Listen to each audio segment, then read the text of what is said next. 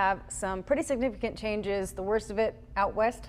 Yeah, the worst severe weather threat around the south is going to be in Louisiana and Mississippi. As it moves into Alabama, it starts to lose some steam. Right now, WVTM 13 live Doppler radar, we see some lightning off in the distance, but there's no rain around here. This band of thunderstorms over Mississippi, not severe at the moment, and none of those that are in Louisiana are severe right now. But they're moving into an environment here closer to Jackson and Vicksburg and Natchez and Macomb, where severe weather is a little bit more likely. There is a tornado watch in all the yellow areas here from East Texas up through central Louisiana and into the southeastern corner of Arkansas.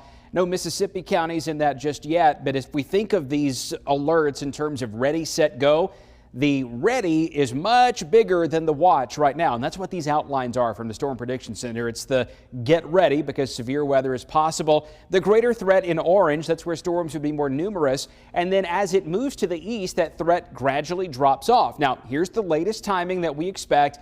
I would say as early as midnight, but probably not at midnight in Pickens County, Greene County, Sumter County, Lamar County. We'll start to see the wind really howl over West Alabama, and that's when our best chance of thunderstorms will be after midnight up until about 5 a.m., including Jasper, Tuscaloosa, and Greensboro. In Birmingham through Shelby County, Cullman County, and Blount County, it'll take about 4 hours for those storms to track from near Alabama Highway 69 all the way over past Interstate 65 from Cullman to Birmingham through Alabaster and Clanton. And then after 7 a.m. through about 10 a.m., they slowly scrape eastward across Alexander City and Sylacauga and Anniston. But notice by the time they get east of Birmingham, there's really no severe threat. That's just some rain, some wind, some thunder, and lightning. Now, the reason I don't expect the severe weather threat to really go that much farther north than, say, Greene and Hale, possibly Tuscaloosa and Pickens counties, there's just not a lot of fuel out there to make the storm severe. The wind going to be impactful regardless, but when you look at how unstable the atmosphere is, down close to Highway 80, that's about as far north as it gets as far as fuel that's enough to power some intense thunderstorms. Now, there could be some lightning and thunder up and through Greensboro, Moundville, Tuscaloosa, but I think our risk of severe weather stays closer to Sumter, Marengo, maybe Forkland, into New Bern, Marion, Heiberger, southward down towards Selma.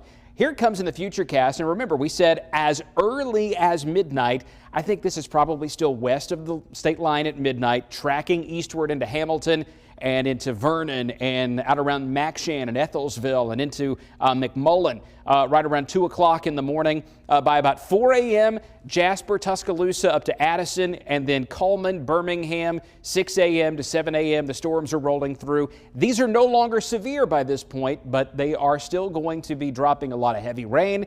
Potential is there for some wind gusts that could grow greater than 40 or 50 miles per hour, even through about 5 or 6 a.m. Total rainfall close to an inch or two over West Alabama. As the storms are weakening, they won't have quite as much potential over the eastern part of the state, and the wind is greatest ahead of this line of storms. Occasionally, some of our guidance is suggesting maybe 50-plus mile-per-hour gusts from Cullman northward tonight into tomorrow. So tomorrow's the only impact day. We get the storms in the morning. Things are nice and quiet after that. Chilly mornings, mild afternoons. As we head toward Good Friday, Saturday, and Easter Sunday, though, you don't draw it up much better than that this time of year. Highs in the mid to upper 70s. A little chilly in the mornings, but looking good on Easter with a high close to 80. Guy? Jason, thanks.